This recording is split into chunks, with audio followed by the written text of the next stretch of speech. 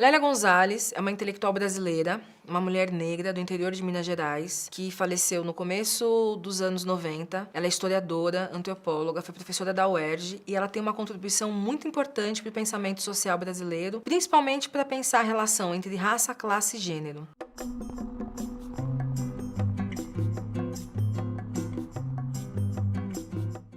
Ela tem uma longa produção de livros, artigos e escritos, onde ela vai se dedicar a essas questões. Um ponto importante, que é o ponto que eu quero destacar para a gente pensar agora, pensar aqui, é a relação que ela faz entre o racismo, como é que o racismo faz parte da formação do indivíduo brasileiro. E ela vai na psicanálise para fazer essa discussão, que é uma pergunta que ela faz: o racismo é uma neurose brasileira? Lélia vai buscar em Lacan, um psicanalista francês, apoio teórico para pensar o que é neurose e o quanto esse traço da condição moderna está presente dentro da sociedade brasileira, na sua prática cultural, na sua formação cultural. E ela vai estabelecer a seguinte reflexão. Na modernidade, o complexo de Édipo vai dizer que o homem, a criança no seu processo de formação, o menino e a menina, tem um desejo pelo seu pai ou pela sua mãe.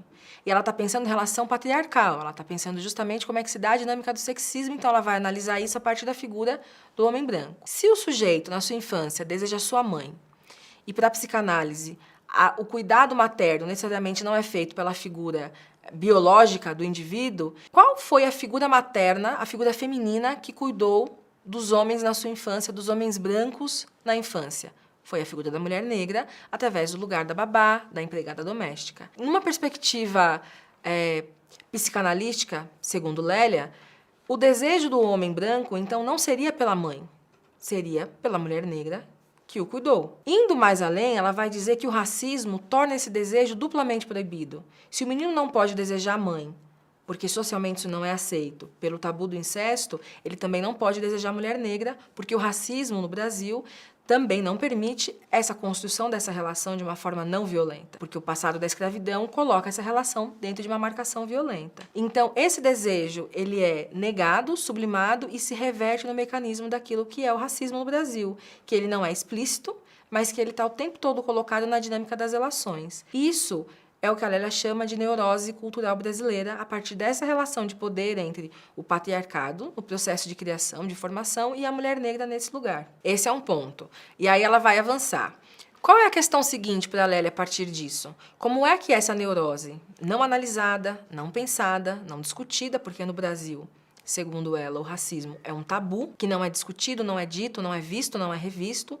Como é que essa neurose vai se transmutar dentro das relações e vai criar aquilo que se chama de racismo estrutural? Que ele acontece em dois marcadores. Ele está dentro da estrutura social e política, que não permite que pessoas negras acessem outros lugares, inclusive lugares de poder, pela própria dinâmica de funcionamento da sociedade brasileira, mas ela também está no inconsciente das pessoas no Brasil. Porque uma das críticas que ela aponta é que o Brasil é uma sociedade patriarcal, ou seja, as figuras de poder estão localizadas nos indivíduos do sexo masculino e de origem europeia. Então, esse traço patriarcal, que é a herança do processo da escravidão, porque o processo de produção da vida cotidiana, da produção econômica durante a escravidão, também era marcado pela figura do senhor de engenho, do senhor de escravo. Então, essa relação patriarcal que o Brasil não superou e que continua sendo produzida e reproduzida, porque a gente não superou a escravidão, porque não há, segundo Lélia, espaços de discussão sobre a escravidão, sobre seu impacto sócio-histórico, seu impacto econômico, seu impacto cultural. Então, essa estrutura patriarcal se mantém e se reproduz a partir disso que ela chama de uma neurose cultural, que, horas, aparece de forma objetiva na estrutura de poder. Então, o extermínio da população negra, o encarceramento em massa da população negra, o desemprego em massa da população negra. A gente tem que pensar que até 1996 o acesso da população negra à escolarização não era universal. Ela passa a ser universal quando a educação básica passa a ser universal. Até esse período a população negra não tinha acesso à educação, que é um direito fundamental básico. Então, toda essa estrutura, que é o que ela chama de racismo estrutural, se reafirma por essa neurose cultural que está dentro das relações entre as pessoas. Então, há um poder socialmente dado ao homem branco que não é socialmente questionado.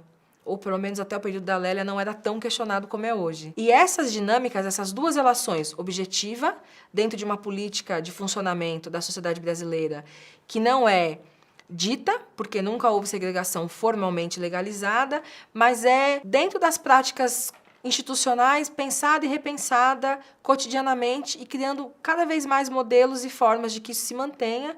Por outro lado, é uma formação, é um processo de formação do indivíduo baseado nesse desejo proibido, e eu acho brilhante essa análise que ela faz de um desejo proibido sobre o corpo da mulher negra marcado pelo esse lugar do racismo. É importante que a gente olhe para pensar essa dinâmica do racismo por esses dois lugares, porque o aspecto mais difícil do racismo no Brasil é justamente aquele que não é dito, é justamente aquele que não está objetivado.